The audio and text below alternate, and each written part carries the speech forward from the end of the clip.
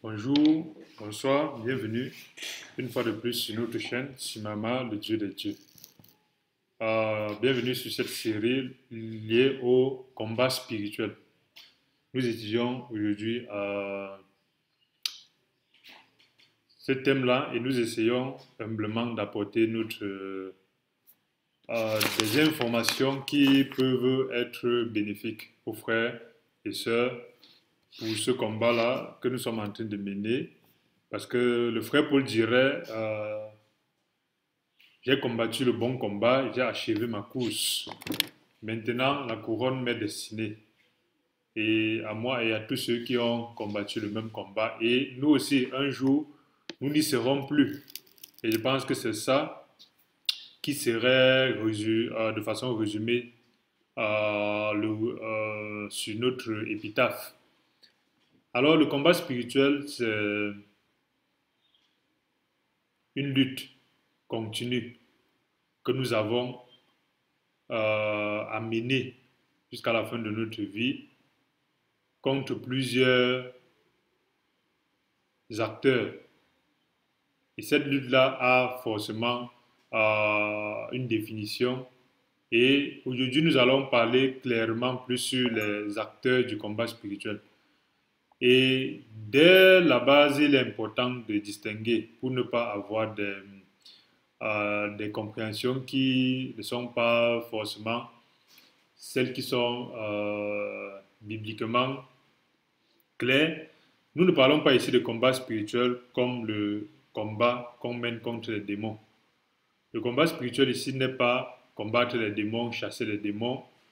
Le combat spirituel n'est pas ici quelque chose qu'on fait chaque jour à travers les jeûnes, les nuits de prière continues, où chaque jour on brûle, on lit, on envoie en enfer, ou ceci, ainsi de suite.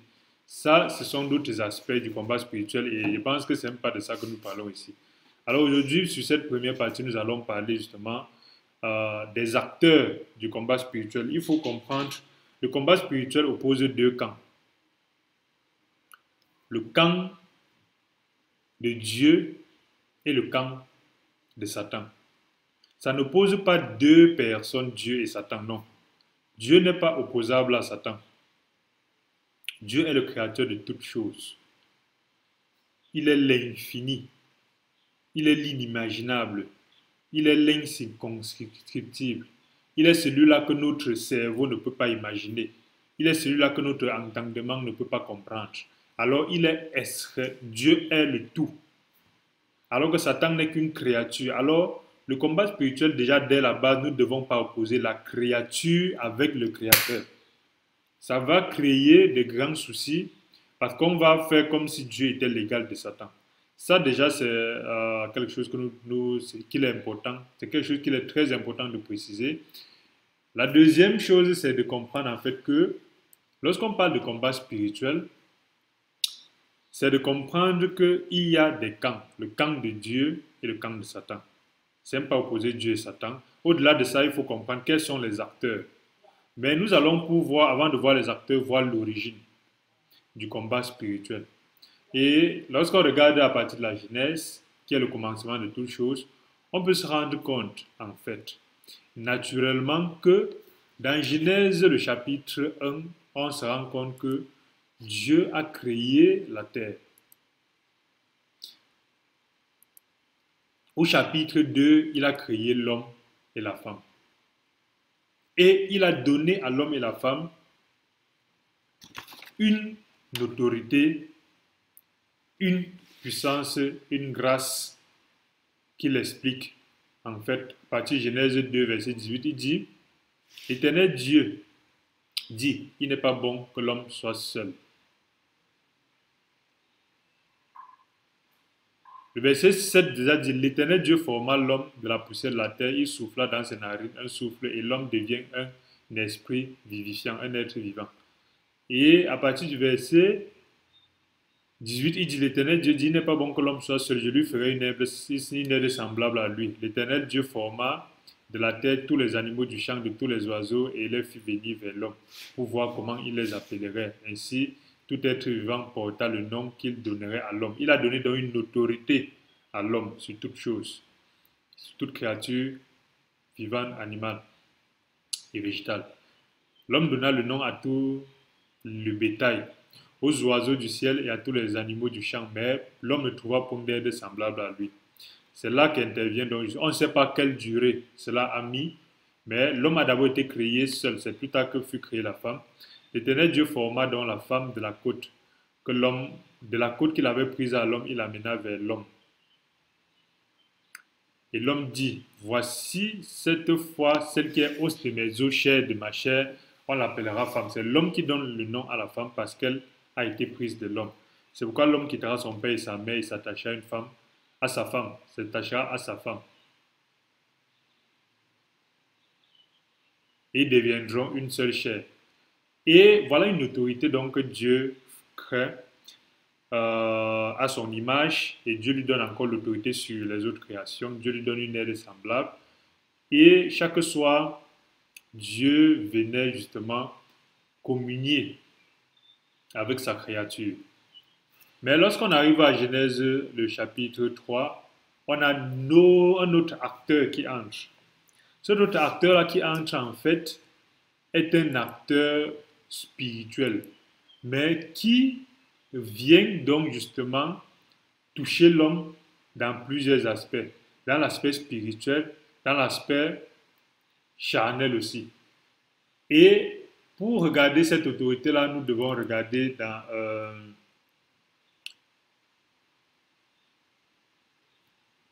Ézéchiel 28.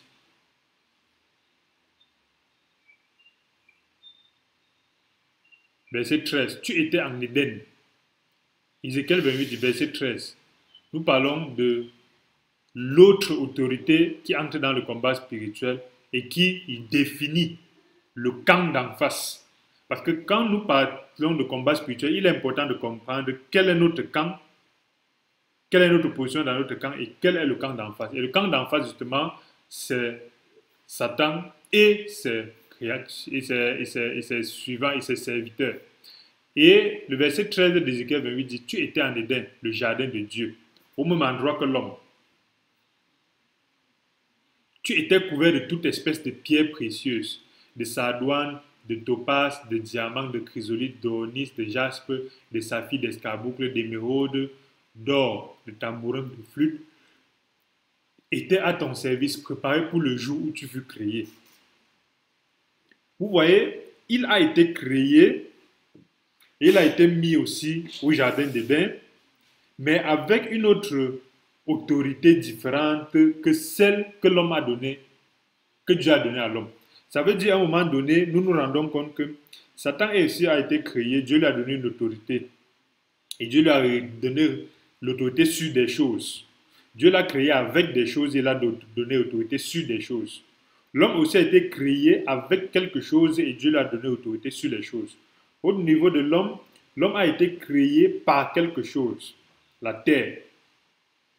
L'homme est fait de deux choses, de la terre et du souffle de Dieu. La matière première de l'homme, c'est la terre, et la matière seconde de l'homme, c'est le souffle de Dieu. De son côté, Satan a été aussi créé par Dieu. La matière première de Satan, ce sont des pierres précieuses. Et la matière seconde aussi, c'est toujours le souffle de Dieu que Dieu a mis en lui. Parce que c'est un être à part entière.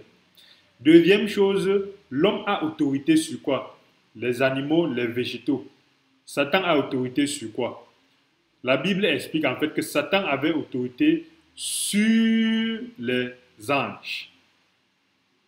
Parce qu'il était le dirigeant de la Sion céleste. Il était le premier ministre de la ville céleste qu'on appelle la Sion. Et Satan donc avait autorité sur les anges, l'homme avait autorité sur les animaux et les végétaux. C'est très important de regarder ces éléments-là pour voir pourquoi l'un va s'opposer à l'autre. Pourquoi? Et Satan a été créé longtemps avant l'homme parce qu'il y a deux éternités dans le monde spirituel. Il y a l'éternité première qui est tout ce qui s'est passé avant la création de l'homme. Et il y a l'éternité seconde qui continue jusqu'aujourd'hui, qui a commencé avec Adam et qui continue jusqu'aujourd'hui. C'est dans l'éternité première que Dieu a créé Satan avec les pierres précieuses et il lui a donné autorité sur les anges. C'est dans cette autorité-là qu'il y a même eu justement la désobéissance de Satan où il est tombé avec les anges rebelles. Il y a eu la rébellion de Satan, c'est dans l'éternité première, l'homme n'était pas encore créé. C'est plus tard donc pour corriger le tir que Dieu vient recréer une nouvelle création qui est faite d'une nature différente. Cette nature-là est une nature de la terre et il lui met un souffle spécifique. Et il lui donne une aide semblable, il lui donne la direction. Mais Satan étant celui-là qui s'est rebellé dans l'éternité première contre Dieu, il est celui-là qui donc doit se lever contre la création. Pourquoi? Parce qu'en fait, une des natures qui s'est retrouvée en Satan, c'est qu'il a la nature de se lever contre les choses que Dieu fait. C'est pourquoi est-ce qu'on va se retrouver dans le combat spirituel? Parce qu'en face de nous, on a quelqu'un qui, par nature, se lève contre ce que Dieu a fait. C'est pourquoi nous devons être des combattants qui sont capables de reconnaître ce que l'autre fait et ce que Dieu fait. Parce que ces choses-là sont contraires. C'est pour ça que dans l'Église, nous n'avons pas à mélanger les choses de Dieu et les choses de Satan parce que les choses de Dieu sont totalement à l'opposé de ce que Satan fait. Mais généralement, il va venir avec une forme qui va essayer de faire comme si c'était la même chose. Et c'est pour ça que nous, on se retrouve dans des éléments comme le blé et l'ivraie. Où on se retrouve en train de voir dans l'église, il y a l'église blé, il y a l'église ivraie. Il y a les serviteurs de Dieu blé, serviteurs de Dieu ivraie. Il y a des paroles de Dieu, même écrites, blé, les paroles de Dieu écrites ivraie. Il y a aussi des frères blé, des frères ivraie. Il y a aussi des révélations blé, des révélations ivraie. Il y a aussi des manifestations de la puissance qui semble être de Dieu en blé et qui sont plutôt en ivraie. Et ainsi de suite. Et le verset 14 dit, tu étais le chérubin protecteur aux ailes déployées. Ça veut dire qu'il était connecté originellement à Dieu. Il protégeait. Ça veut dire que lui aussi, il était dans le combat spirituel. Parce que quand on protège, ça veut dire qu'il y a un ennemi. Lui aussi, il était dans le combat spirituel et il s'est retourné plus tard en train de faire un autre combat différent de celui du maître. Ça va nous alerter dans cette série aussi à nous méfier de ne pas nous retrouver à un moment où nous combattons un combat qui n'est pas celui du maître. Le chérubin, à un moment donné, Satan était avec Dieu, il protégeait, il faisait ce que Dieu voulait. Mais à un moment donné, il s'est retourné, il s'est mis face et il combattait plutôt Dieu. Nous aussi, à un moment donné, nous commençons avec Dieu, nous combattons les combats de Dieu, nous protégeons, nous encadrons. Mais à un moment donné, nous pouvons nous retrouver en train de combattre Dieu sans s'en rendre compte. Et c'est très important parce qu'on dit, je t'avais placé et tu étais sur la sainte montagne de Dieu. Cette sainte montagne-là, c'est la Sion céleste. C'est elle qui va descendre et on va appeler ça le paradis plus tard. C'est une ville céleste où il y a des créatures de Dieu et il y a le monde de Dieu. Et tu marchais au milieu des pierres étincelantes, justement puisqu'il avait été créé de ça. Et nous aussi, nous sommes créés de la terre. C'est pour ça que notre nature est différente. Nous sommes créés de la terre, lui, il est créé des pierres précieuses. Verset 15. Tu as été intègre dans tes voies depuis le jour où tu fus créé, jusqu'à celui où l'iniquité fut trouvée en toi. Et c'est ça qui, en fait, c'est un aspect qu'il faut combattre spirituellement parce que, justement, il a été chérubin protecteur, il a combattu le bon combat jusqu'au jour où il y a une autre chose qui s'est levée. Et c'est cette chose-là qui l'a permis de changer de camp. Et c'est cette chose-là qui l'a mis un cœur, le cœur d'être comme Dieu. Et c'est ce cœur d'être comme Dieu-là qu'il l'anime jusqu'aujourd'hui. Et c'est ce cœur-là qu'il transmet souvent aux fils de Dieu, aux enfants de Dieu. Et c'est ce cœur-là qu'il a transmis aussi. Il a voulu transmettre à Jésus-Christ en disant, je ferai de toi un grand. Tu serais comme Dieu, tu serais au-dessus de tous ces royaumes-là. Et on dit, par la grandeur de ton commerce, tu as été rempli de la violence et tu as péché. Je te précipite de la montagne de Dieu. Il a donc fait des deals. Parce que une des caractéristiques, lorsque dans le combat spirituel, une des maîtrises pour reconnaître les gens qui sont en train de dévoyer, les gens qui sont en train de changer le sens du combat, c'est qu'ils font le commerce. Le commerce, c'est quoi? Des compromis. C'est qu'ils font du commerce. C'est quoi ce commerce-là? C'est des échanges contre nature. Parce que quand l'iniquité s'est trouvée dans Satan, il a commencé à faire un commerce. Un commerce, c'est justement, je te donne, tu me donnes. Et il n'a plus eu donc l'intégrité dont parle Ézéchiel 28, verset 15. Et il a fait le commerce. Et le commerce, le problème avec le commerce, c'est que ça grandit. Rares sont les commerçants qui peuvent vendre un pain chaque matin. Ils sont des boulangers, ils ne vendent qu'un pain chaque matin pendant 20 ans. Généralement, il veut passer d'un pain à deux pains à trois pains, jusqu'à trois pains à 1000 pains. Et c'est un cœur naturel qui fait que généralement, quand nous commençons un commerce, on dit je ne fais que le commerce de 10 francs. On se retrouve en train de faire pour 100 francs, 1000 francs, ainsi de suite. On dit je ne veux qu'une petite chose. Après, on veut plus grand, ainsi de suite. Pourquoi? Parce qu'on dit par la grandeur de commerce, tu as été rempli de violence. Et tu as péché. Et qu'est-ce que Dieu a fait? Le combat spirituel, ce n'est pas opposer Dieu à Satan parce que quand Dieu s'est rendu compte que Satan ne marchait plus selon l'intégrité qu'il avait mis en lui, il l'a chassé. C'est un peu un combat. Dieu ne combat pas Satan. Dieu n'est pas un légal de Satan pour qu'on dise que non, Dieu s'oppose. Non, il a chassé. Donc, ma créature, tu ne marches plus comme je t'ai fait, je te chasse. Ça veut dire qu'il a toute la puissance sur Satan pour le chasser, pour le précipiter de la montagne. Et il dit, je t'ai fait disparaître. Ça veut dire qu'à un moment donné, on peut se rendre compte que Satan avait un corps physique. Parce qu'on dit les pierres précieuses ne sont pas spirituelles.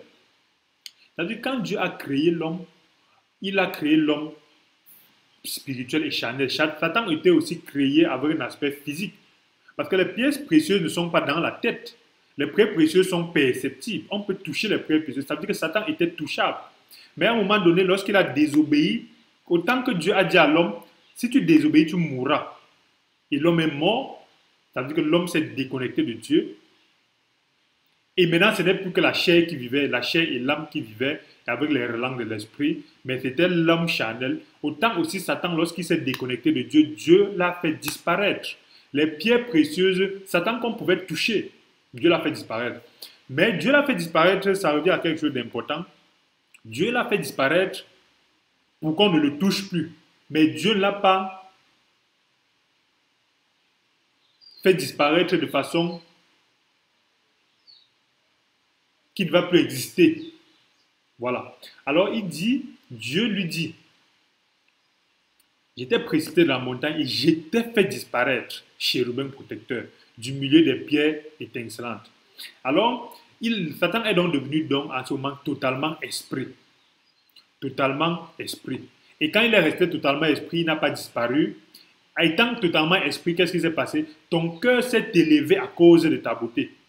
Parce qu'on est d'accord qu'étant fait de pierres étincelantes, il était attirant, beau et il l'est toujours jusqu'à aujourd'hui. Mais on ne peut plus le percevoir. Parce que imaginez alors aujourd'hui, Satan, Dieu n'avait pas fait disparaître Satan. Et qu'il était touchable.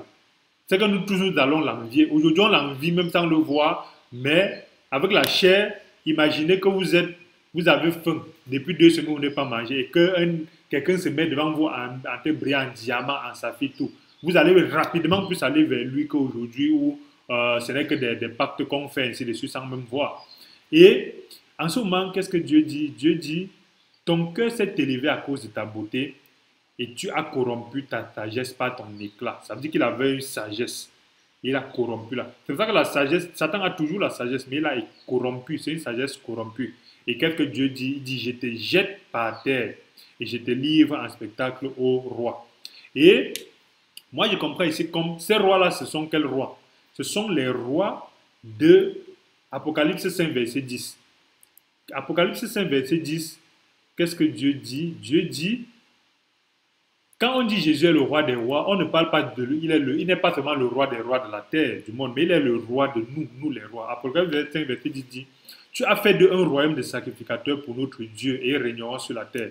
Et c'est nous ces rois-là. Le chrétien, c'est quoi? Le chrétien n'est pas quelqu'un qui est selon le christianisme, non. Le chrétien, c'est un prêtre roi. Le chrétien a 2 fonctions. C'est un prêtre, pas prêtre catholique. C'est un prêtre, ça veut dire quelqu'un qui est dédié à un culte et qui a de l'autorité dans ce culte-là. C'est ça, il n'y a rien qu'un chrétien ne peut pas faire. Un chrétien peut marier. Un chrétien peut marier quelqu'un. Un chrétien peut baptiser quelqu'un. Un chrétien peut prier pour quelqu'un. Un chrétien peut imposer les mots pour quelqu'un. Il n'y a rien de plus grand que ça. Et c'est pour ça que c'est très dangereux et satanique la partie du combat où Satan a gagné en structurant des gens, en faisant que non, c'est le clergé. c'est telle personne qui peut baptiser, c'est telle personne qui peut prier pour eux, c'est telle personne qui peut... Non, on leur donne les habits, ils s'habillent, ils font Amen, Amen. On dit que non, c'est eux les prêtres, les pasteurs, les dadis, les bishops, tout ça. Je pense que c'est une partie du combat que Satan a déjà gagné parce qu'il a perdu beaucoup de frères et sœurs dans ces choses-là. Et lorsqu'on regarde donc, on dit, Satan en fait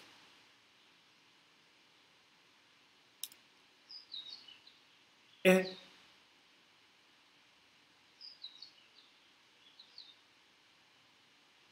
livré à nous, les rois. Voilà donc les bases du combat spirituel. Les bases du combat spirituel, c'est que l'ennemi d'en face a été dépouillé. Dieu a retiré ses galons, ses grades, et Dieu l'a chassé, et Dieu l'a mis en dessous de nous. Et c'est parce que Dieu l'a mis en dessous de nous que nous marchons sur sa tête, que nous le brisons, que nous le détruisons, que nous n'avons pas à donner beaucoup d'énergie sur lui parce qu'il est déjà sous nos pieds. C'est sur cette base-là qu'on peut se rendre compte des relents maintenant. Ça, c'est déjà là, le cadre normatif du combat spirituel. Mais ce n'est le cas que parce que le combattant a reconnu sa nature de roi. C'est pourquoi il y a deux types de chrétiens. Il y a les chrétiens rois, prêtres, il y a les chrétiens qui partent à l'église et qui lisent la Bible. C'est pour ça qu'on peut se rendre compte que les chrétiens qui partent à l'église, qui lisent la Bible, vont donc avoir beaucoup de mal à avoir l'autorité sur Satan, sur les démons, parce que justement, à un moment donné, ils ne savent pas qui ils sont et ils n'ont pas l'ordre de mission. Ils ne connaissent pas quel est le camp dans lequel ils servent, ils ne connaissent pas quel est leur poste dans l'armée, ils ne connaissent pas quelles sont leurs armes, leur autorité, et ils ne connaissent même pas en fait qu'est-ce que le général a fait dans le camp opposé, et il nous dit, va seulement récupérer les fruits du combat. C'est pourquoi c'est lui-même qui au quotidien crie. Il fait les nuits de prière, les séances de jeûne, les séances de chant, l'imposition. Il prie, marche sur les cailloux, il prie, se flagelle, il pleure. Il fait ça parce que pour lui, c'est ça le combat spirituel. C'est comme un combattant qui combat sans savoir en fait sur quelle base il combat. Et c'est dans ce sens-là que nous définissons exactement la personne qui est en face que nous combattons. Et nous définissons déjà où Dieu l'a mis, et nous définissons déjà par rapport à lui le fait que Dieu l'a mis en dessous de nos pieds, nous les rois. Et nous revenons donc dans ce cas-là dans Genèse 3 pour voir comment il est, étant dépouillé, il est revenu à la charge. Et c'est donc le premier épisode de la première guerre spirituelle que l'ennemi a commencé à mener. Et nous faisons un peu l'histoire du combat spirituel. L'histoire du combat spirituel commence au jardin d'Éden par rapport à Satan qui a déjà été dépouillé et qui a été mis sous les pieds, sous nos pieds. Et il revient quand même à la charge. Quand il revient à la charge, qu'est-ce qui se passe? Il revient à la charge, ils entrent dans une créature que Dieu a donnée à l'homme. Cette créature-là, c'est le serpent. Il entre sur cette créature-là et devient ce qu'on appelle le Nakash. Ce serpent-là, ce n'est même pas le serpent qui fait comme ça. Ce serpent-là, regardez ce serpent-là plus comme le dragon des Chinois. Parce que le dragon est une créature qui existe dans le monde spirituel et peut-être dans le monde physique. Donc, les Chinois et les Asiatiques n'adorent pas le dragon pour rien. Le dragon, c'est la représentation spirituelle ou physique d'une entité. Et c'est cette entité-là qui a été prise par Satan pour venir approcher l'homme. Et c'est cette entité-là qu'on dit serpent, donc on ne voit pas le mamba noir, c'est donc le dragon. Quand on dit serpent, voyons le dragon. Et c'est ce serpent-là qu'on appelle le Nakash. C'est pour ça que je suis souvent navré et outré de voir quand les frères font la représentation de la tentation au jardin d'Éden, ils font un serpent comme ça avec... Non, c'est un dragon puissant qui est venu. Il a même les pattes, et ainsi de suite. Et c'est un dragon qui parle. Et qu'est-ce qui se passe? On dit, le serpent était le plus rusé de tous les animaux de champ. Pourquoi? Parce que quand Satan approche l'homme, il approche de l'homme avec la ruse. Parce qu'il est très sage. Ézéchiel 28 explique très clairement cela. Et il dit, Dieu a-t-il réellement, il dit à la femme, quand il approche, dans sa ruse, c'est que s'il vient directement, confrontalement vers Adam, Adam ne pourrait pas tomber ni succomber. Parce qu'Adam a en lui une quatrième partie que nous avons perdue quand Jésus-Christ nous avons retrouvé. L'homme est fait de 4 parties.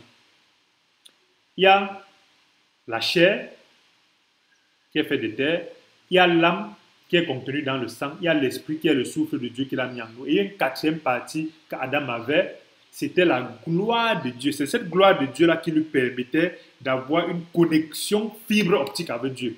C'est une connexion 5G avec Dieu, dans laquelle il pouvait naturellement prier, interagir avec Dieu, nommer les animaux. Il pouvait parler avec Dieu face à face sans qu'il y ait quelconque problème. Donc il y a la quatrième partie de Dieu, la gloire de Dieu qu'il avait mis en l'homme, en Adam. Et on va voir plus tard que lorsque Dieu chasse Adam du jardin d'Éden, il le chasse de sa gloire. Et c'est encore très bien expliqué encore dans certains documents clairement, parce qu'il y a des documents qui expliquent très clairement ce qui s'est passé quand Dieu a chassé Adam et ainsi de suite. Il y a beaucoup de choses qui sont passées pendant des milliers d'années.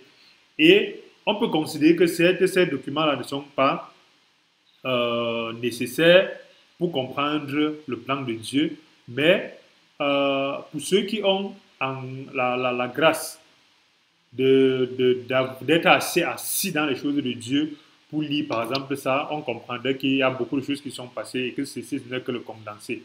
Et on peut s'en rendre compte qu'il y a une partie, la gloire de Dieu qui a quitté Adam. Mais avant d'arriver, cette partie-là ne pouvait pas permettre donc que Satan, quand il approche Adam, avec la fibre optique que Adam avait connectée à Dieu, il ne pouvait pas gagner.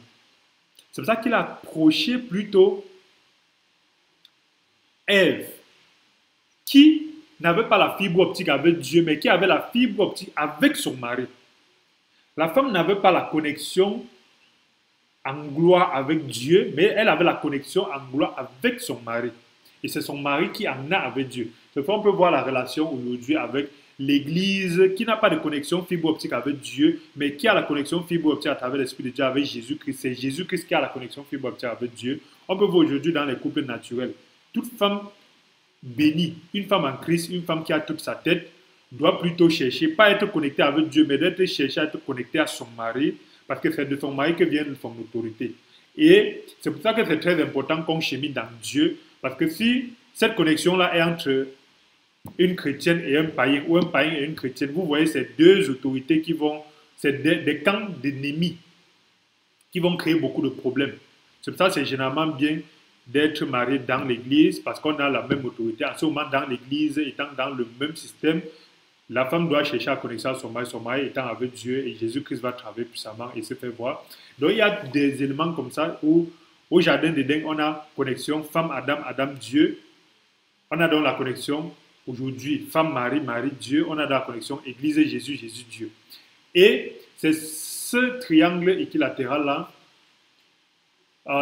non, c'est ce triangle rectangle-là qui fait qu'on a donc justement des éléments qui nous permettent de voir que Satan ne pouvait pas approcher le roi parce qu'il était sous ses pieds et le roi devait juste piétiner son pied. C'est lorsqu'il a amené la femme dans la désobéissance que Dieu a dit, dorénavant le Fils de l'homme vont te marcher sur la tête. Pourquoi? Parce que avec la partie gloire de Dieu qui est quittée, dorénavant Dieu a même donné la possibilité à la chair de l'homme de pouvoir marcher sur la tête de Satan. Mais naturellement, dès l'éternité première, Dieu avait déjà, en maudissant Satan, lorsqu'il a été rebelle, il avait dit que l'homme, en tant que roi, tu seras sous lui. Donc, il ne pouvait à aucun cas s'approcher de Adam. C'est pour ça qu'il s'approche plutôt de la femme. Il dit à la femme, Genèse 2, verset 3, verset 1, Dieu a-t-il réellement dit, vous ne mangerez pas de tous les arbres du jardin? Il vient en essayant de changer ce que Dieu dit. Et c'est comme ça dans le combat spirituel ce que Satan fait. il remet en cause ce que la parole dit. C'est pour ça que les gens qui contextualisent la parole de Dieu, pour moi, ce sont des gens qui servent puissamment les œuvres de Satan. Par les gens qui viennent contextualiser la parole de Dieu, c'est de dire tel verset ne veut pas dire comme ça, tel verset parlait dans tel contexte, tel verset parlait dans telle époque, tel verset c'était pour telle personne qu'on parlait, c'est un peu valable aujourd'hui, tel verset c'est dans tel contexte qu'il faut comprendre ça. Et ces frères sont en train de faire le travail satanique parce qu'ils sont en train de remettre en question la parole de Dieu, comme si la parole de Dieu dépendait de l'endroit, de la personne et du temps. Et c'est la même chose quand Satan fait dire, est-ce que c'est même vrai que Dieu a dit qu'on ne mangerait pas les fruits de tous les arbres? Et qu'est-ce que la femme dit? La femme dit, nous mangerons les fruits de l'arbre du jardin. C'est toujours ce que la femme dit en premier. En premier, la femme dit toujours, je respecte mon mari. Je ne vais pas déranger mon mari, je ne vais pas tromper mon mari. Mais au fond, on se rend compte que c'est faux. L'homme qui regarde une femme dire ça, c'est que c'est faux. Pourquoi? Parce qu'elle ne peut pas ne pas faire ça, pas parce qu'elle a la capacité, mais parce qu'elle peut juste faire ça parce qu'elle est connectée à son mari. L'Église, à la base, veut servir Jésus-Christ. L'Église, à la base, ne veut pas désobéir. L'Église ne veut pas servir le monde. L'Église, à aucun moment, ne veut suivre le train du monde. L'Église a toutes les envies, comme la femme, de dire, de vouloir servir son mari. Mais à un moment donné, on se rend toujours que dans l'Église, il y a toujours une faiblesse qui est liée au manque de connexion avec Jésus-Christ, qui crée justement des dénominations, des dogmes du clergé, les combats inutiles entre les frères, des choses comme ça qui font qu'après, on se retrouve en train d'être avalé par Satan et on échoue dans le combat spirituel. Pourquoi? Parce que quand la femme dit nous mangeons du fruit de l'arbre du jardin, mais quant au fruit de l'arbre qui est au milieu du jardin, Dieu a dit vous n'en mangerez point, vous n'y toucherez point, de peur que vous mouriez. Voilà justement la faiblesse de la femme. La faiblesse de la femme, c'est que Dieu a dit si vous mangez, vous mourrez certainement. Ça veut dire qu'il n'y a qu'une possibilité quand Dieu parlait. Mais quand la femme parle de la possibilité de Dieu, Dieu a sa faiblesse. Dieu, au fait qu'elle n'est pas connectée à fibre optique avec Dieu. Elle, donc, la faiblesse de sa connexion fait qu'elle ne voit pas justement qu'il y a une seule possibilité, mais elle dit de peur que vous ne mouriez. Quand on dit que ne sors pas de peur que quelque chose t'arrive, ça veut dire que quelque chose peut aussi ne pas t'arriver. Ça veut dire qu'il y a deux possibilités. Ça peut t'arriver, ça peut ne pas t'arriver. Si on dit, si tu traverses la porte, le bandit va te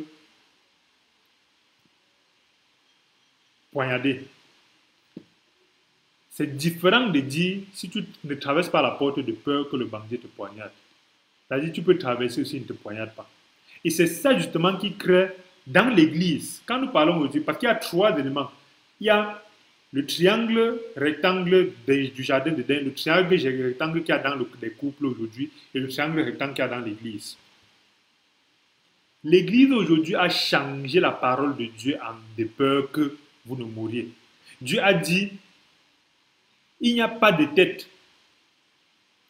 Le pasteur n'est pas du rang de l'église. L'église, ce n'est pas dans les maisons qu'on construit. L'église, ce n'est pas dans les temples. L'église n'est pas le temple. L'église n'est pas dirigée par une personne. L'église appartient à Jésus-Christ. Quand on est chrétien, on doit être baptisé en immersion. À chaque fois que vous voyez, faites la rupture du pain. On ne baptise pas les enfants. Ne suivez pas le monde. Combattez le bon combat. Voilà des choses qui sont dites par Dieu sans ambiguïté. Mais l'Église est venue aujourd'hui avec le de peur que vous ne mouriez. Oui, c'est vrai que l'Église ne doit pas être dirigée par un homme, mais si on laisse tout le monde vraiment comme ça, ça va devenir du n'importe quoi. Il faut quand même qu'il y ait quelqu'un pour diriger. Voilà les de peur que... quand on se baptise là, on peut baptiser quand même les enfants. Et on peut les baptiser en prenant un seau et on verse l'eau sur leur tête. Voilà les de peur que... dans l'église, c'est vrai, l'homme quitterait son père et sa mère s'attacherait à une chair, à sa femme, les deux formeraient une chair, ceci, cela. Le système des Romains qu'ils ont dit qu'un homme, une femme là, vraiment, c'est bien, c'est ce que Dieu a dit. Dans l'Église, c'est vrai, il y a la polygamie partout. Dans le Nouveau Testament, il y a la polygamie, on parle de la polygamie. Dans l'Ancien Testament, on parle de la polygamie. Mais, non, non, c'est mieux la monogamie.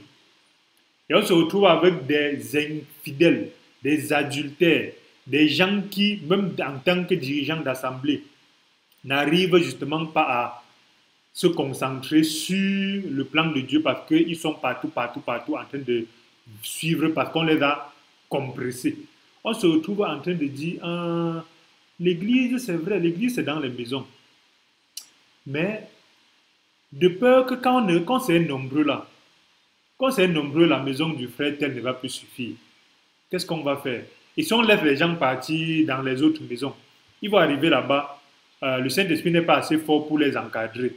Il faut qu'ils continuent à suivre l'enseignement que nous, on leur donne ici. Si on les laisse seuls, ils vont se perdre. Ils vont devenir, voilà, les débugges, les débugges. L'église de Dieu est devenue la femme qui, au lieu de dire que Dieu a dit que si vous mangez, vous allez mourir, l'église de Dieu est devenue c'est possible qu'on meure, c'est possible aussi qu'on ne meure pas. Et Satan entre donc puissamment dans cette brèche-là. C'est une brèche qu'on a. Comme il y a possible, c'est ok, c'est possible donc que tu ne meurs pas, non. Tu vois, non. Et c'est ça qu'il appuie dessus. Il dit donc quoi? Vous ne mourrez point. Alors le serpent dit à la femme, vous ne mourrez point. Donc on quitte du blanc, que Dieu a défini la couleur blanche. Vous mangez, vous mourrez certainement. On passe vers le gris par manque de connexion à Dieu, par fibre optique. C'est possible qu'on meurt, on devient gris. Satan vient, il prend la couleur grise. Pourquoi vous voulez que Satan, quand il voit la couleur grise, pourquoi vous voulez qu'il parle du blanc qui est dans le gris? Il parle du noir. Et il dit totalement le noir. Donc voilà pourquoi les couleurs de l'antichrist, c'est le blanc, gris, noir. C'est une révélation que Dieu m'a montrée. Quand vous voyez les couleurs de l'antichrist, c'est le blanc, le gris et le noir. Ça commence toujours bien avec la couleur blanche, les bonnes idées, les bonnes pensées, la bonne parole. Ça finit par le gris, parce qu'on a ajouté un peu de nous, un peu de logique, un peu de raisonnement, un peu de science. Et après, ça finit totalement par le noir. Donc la couleur de l'antichrist, c'est le blanc, gris, noir. La couleur de l'hérésie dans l'église, c'est le blanc, gris, noir. Donc si vous voyez un jour le drapeau blanc, gris, noir, comprenez directement ce que ça veut dire. Et c'est ça les éléments du combat spirituel. Les gens qui perdent le combat spirituel, c'est justement les gens qui ont les habits blanc, gris, noir. Et dans ce cas, on peut s'en rendre compte, on peut regarder de façon prophétique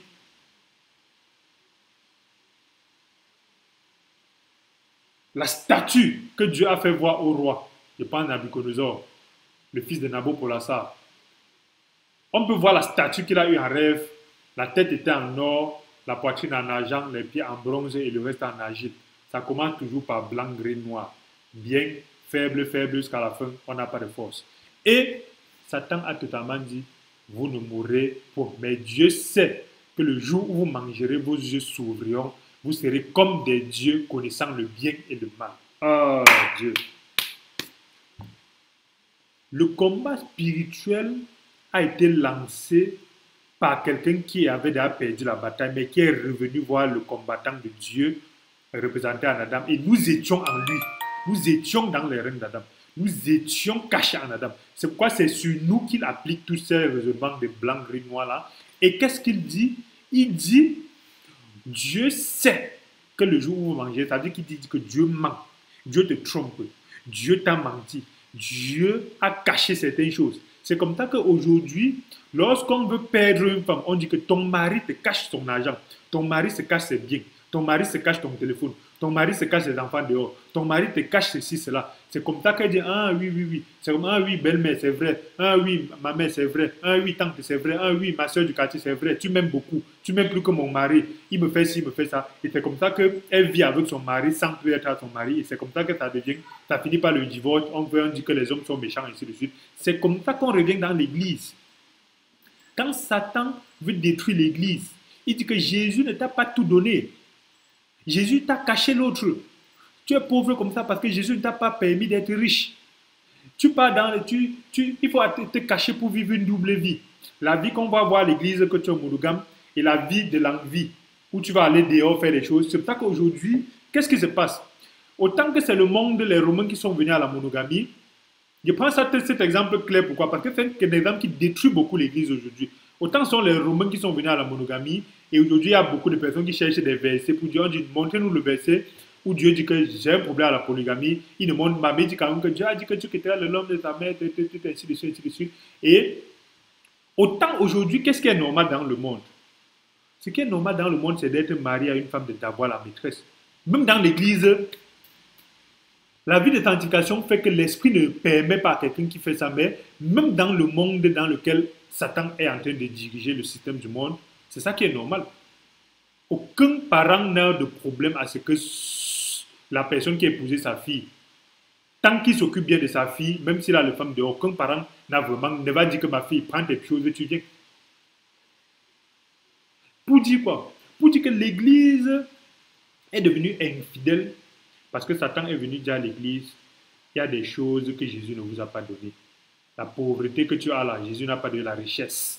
Ce qu'on a mis dans la tête des frères, il y a des frères avec qui nous échangeons, qui ont établi et intégré dans leur tête que chercher à avoir des ressources, soit pour être une bénédiction pour les autres, soit pour créer de la capacité dans le corps de Christ, soit pour prêcher, soit pour évangéliser, soit pour aider même les païens.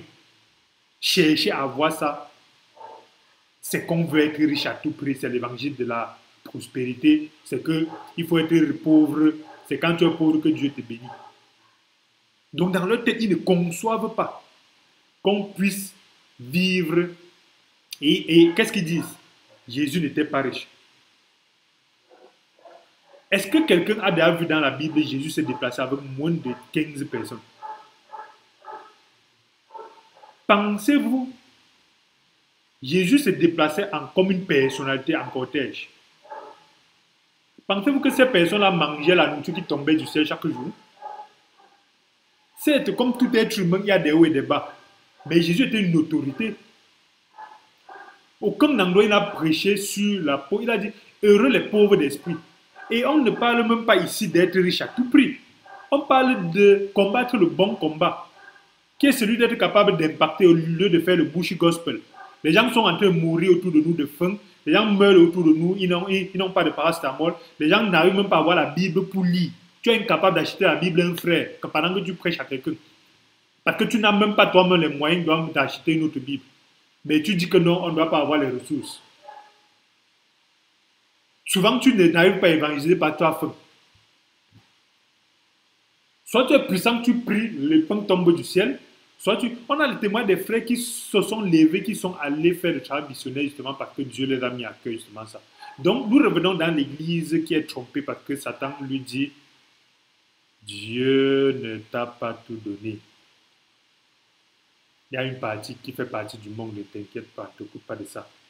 Et il dit, tes yeux s'ouvriront et vous serez comme des dieux. Crée ta part de dénomination. Tu serais aussi un daddy, tu serais aussi un grand pasteur. Tu serais aussi comme ton mari. Il est le seul à taper la poitrine. Tu es libre. Tu as autant de droits que lui. Il connaît quoi? Ce qu'il peut là, toi aussi tu peux. C'est pour ça qu'on a des femmes avec les enfants sans mari. C'est comme ça qu'on a des sœurs que quand tu suis leur bouche, en tant qu'homme, tu dis celle-ci n'est pas mariable. Mais quand elle prie, quand elle jeûne, on lui donnerait le monde.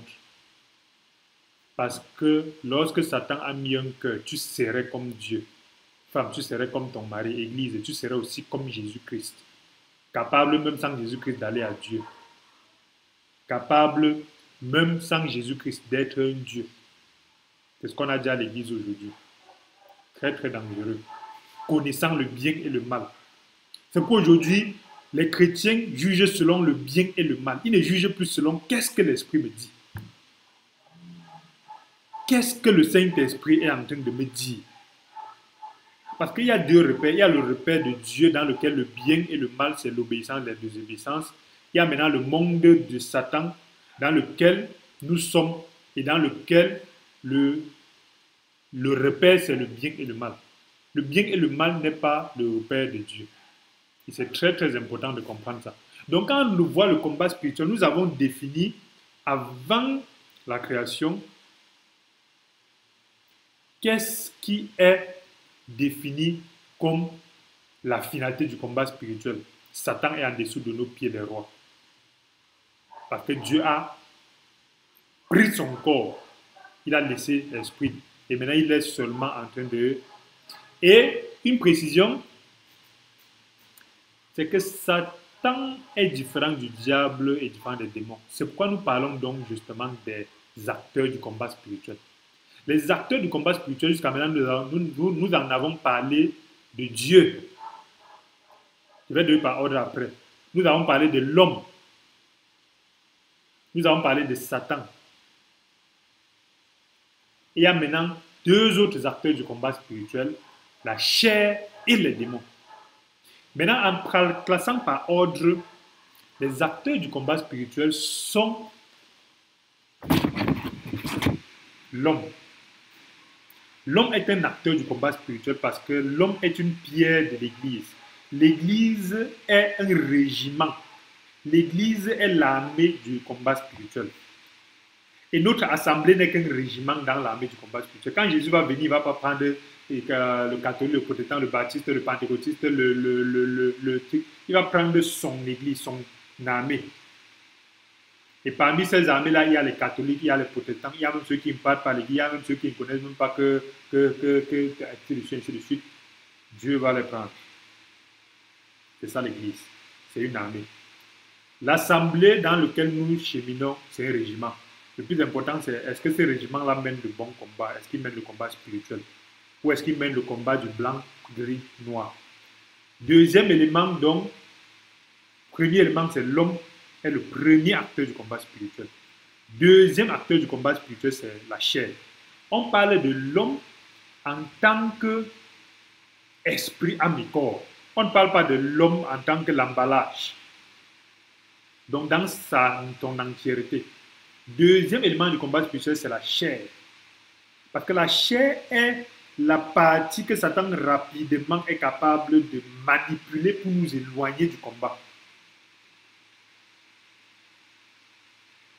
C'est la partie qu'il est capable facilement à travers la colère, les pensées, les peurs, les inquiétudes, les envies, les désirs, manipuler pour nous défocaliser du combat. Et comment il manipule ça? Il manipule ça à travers notre acteur, les démons. Quand Satan a chuté, il a chuté avec un tiers des anges. Ça veut dire que quand on prend la quantité des anges, on les divise en trois. 2 parts sur les 3 sont restés avec Dieu et une part sur 3 est partie avec Satan. Et c'est eux qui sont devenus les démons. Et dans ces parts-là, il y a des différentes structurations. Il y a une hiérarchie. C'est pour ça que ceux qui font l'angiologie, la démonologie et toutes ces études-là, c'est structuré.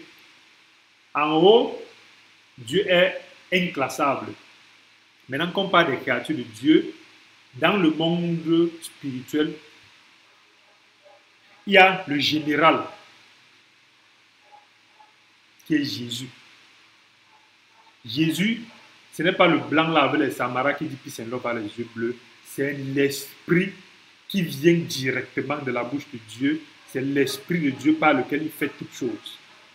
En dessous de Jésus, il y a Satan, parce que Dieu l'a mis au-dessus de la Sion, des autres anges. En dessous de Satan, nous ne connaissons pas si c'est à côté ou en dessous, mais sous son autorité, il y a les archanges. Certains frères peuvent mieux nous expliquer si Satan c'est un archange ou pas, mais les archanges sont les généraux qui sont en dessous de Christ. Et Satan n'est qu'un archange. Peut-être, certains frères peuvent mieux nous détailler cela. Et en dessous des archanges, maintenant, il y a des typologies d'anges. C'est-à-dire, il y a des séraphins et des chérubins. Je pense que les chérubins sont plus grands que les séraphins, si je ne me trompe pas, parce qu'il y a des anges à 6 ailes. Ça doit être les chérubins. Parce que en tant qu'archange, c'est un rôle. C'est pour ça qu'on peut se rendre compte que Satan était aussi un chérubin en termes de nombre d'ailes. Donc, en termes de nombre d'ailes, il est aussi un chérubin. Et en bas, donc, des chérubins, donc les archanges sont aussi des chérubins, ils ont 6 ailes. En bas des chérubins, donc, il y a des séraphins. Je pense que ça doit être 4 ailes. Apocalypse parle un peu de ça. Et en bas, donc, des séraphins, il y a des anges normaux.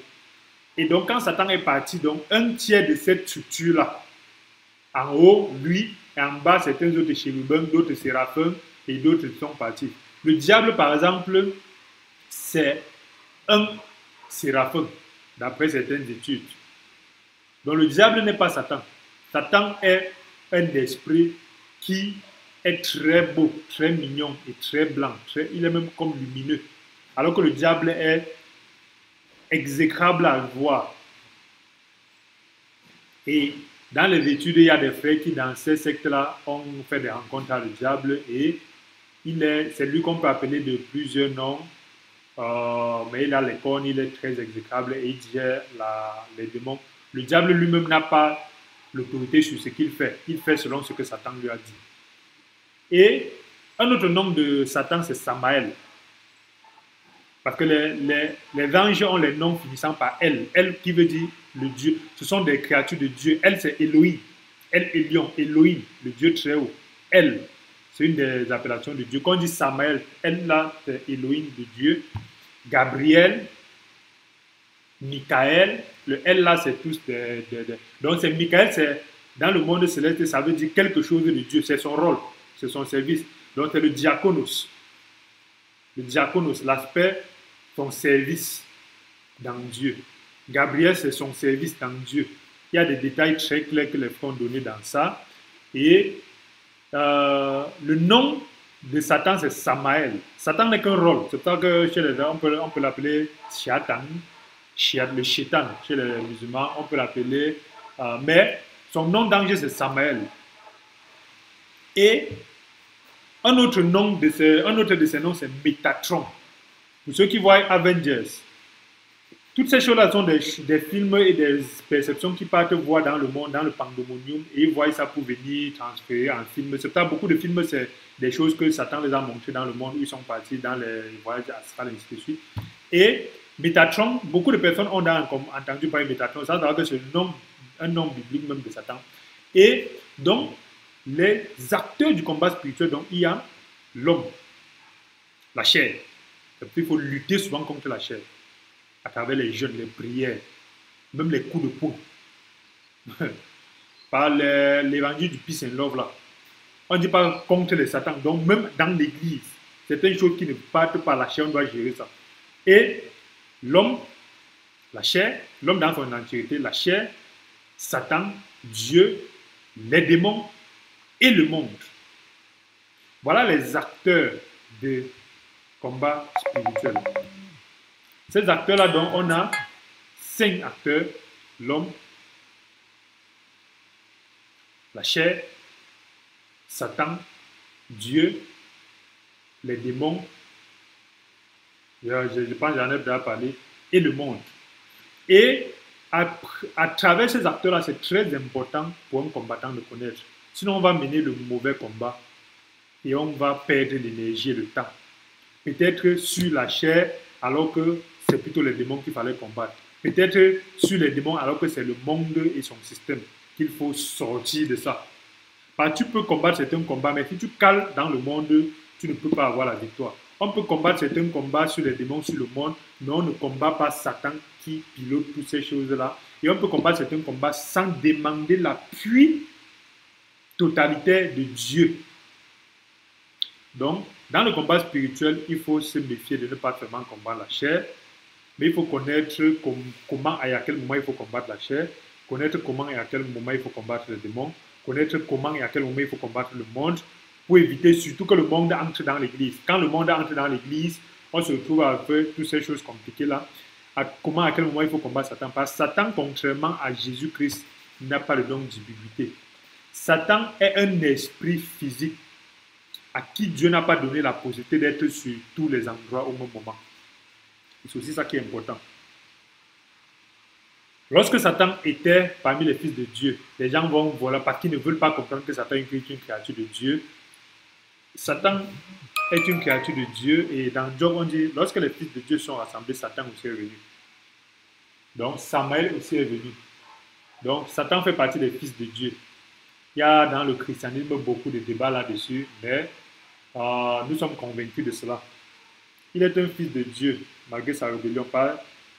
Je sais, dans Isaïe ou dans Psaume, il est écrit, Dieu est tellement grand qu'il ne permet pas que celui qui l'a chassé parte loin de lui. Donc Dieu est tellement puissant qu'il ne permet pas que lorsqu'il chasse même quelqu'un, il ne permet pas que la personne parte. Satan était dans le fils de Dieu. Pourquoi est-ce que Dieu, parce qu'il a l'iniquité s'est retrouvée en lui, Dieu n'est pas un père qui fait les bâtards. Il a juste circonscrit. Et Satan est aussi très utile à l'église et à l'homme. Il faut bien sûr que nous les rois, on ait quelqu'un sur la tête, où on va marcher sur sa tête. C'est un chien qui nous ramène à Dieu et c'est un chien aussi qui, on lance les trucs qui peuvent nous chercher. D'un côté à l'autre, il faut seulement être ce type de fils-là. Il y a le type de fils qui a peur du chien de la famille, qui passe le temps à combattre le chien de la famille. Après, il vient comparer le chien au papa. C'est le temps qu'on combat Satan à Dieu. Ou on a peur de Satan jusqu'à on passe le temps à ne pas bien dormir à cause du fait. On ne vient même pas vers le Père parce qu'on a peur de Satan. On vient dire que c'est Satan qui m'a empêché, c'est le chien qui m'a empêché. Que c'est le fils de Dieu qui dit chien, assieds-toi, il s'assoit. Je suis le fils de Dieu que quand le chien voit, il vient même le servir. Il y a le chien de Dieu que quand il arrive là, il prend l'os, il jette, le chien prend. Le frisbee, il prend, il jette, le chien prend. Donc tout ça, c'est les différences entre les fils de Dieu ou pas. Donc c'est très important pour nous, après d'avoir mis en exergue les acteurs, l'origine du combat spirituel, les acteurs du combat spirituel, les éléments qui entrent dans la pertinence du type de combat que nous allons mener. C'est très important après cela d'aller pas à pas pour voir d'autres éléments du combat spirituel. Donc merci d'avoir écouté cette partie. Merci d'avoir persisté jusqu'à la fin. Si ce partage vous bénit, n'oubliez pas que notre combat est un combat permanent qui est fait par des gens qui ont le salut. Pour ceux qui ne sont pas nés de nouveau, nous prions Dieu pour que Dieu puisse vous ouvrir la bouche, pour que vous puissiez confesser et croire dans votre cœur que Jésus-Christ est le seul sauveur. Ce n'est pas l'africanité, ce n'est pas le kamitisme, ce n'est pas le capitalisme, ce n'est pas la politique, ce n'est pas le transhumanisme, ce n'est pas le bouddhisme, l'islam, tout ça. Jésus-Christ est le seul sauveur de l'humanité. Merci d'avoir écouté. Si cette vidéo vous bénit, n'oubliez pas de vous abonner et cliquer sur la cloche de notification pour être notifié lorsqu'il y aura les nouvelles vidéos et de partager pour qu'une personne puisse aussi être bénie par ces méditations-là. Merci et à bientôt.